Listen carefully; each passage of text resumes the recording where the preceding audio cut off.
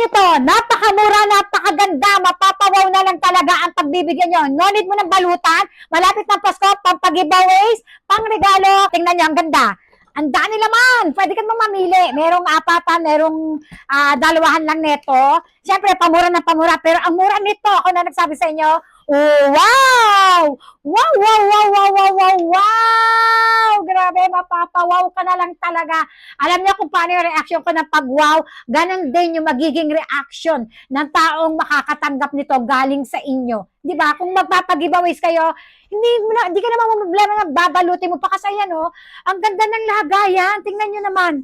Oh, parang na siya nakapambalot.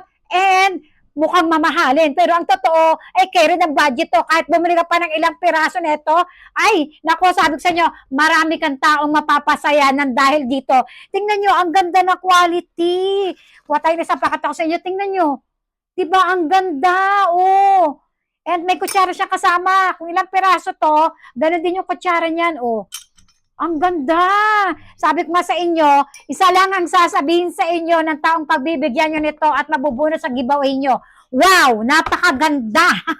Siguro mamahalin to, ganun na sasabihin niya. Pero ang totoo, caring-care ito ng budget.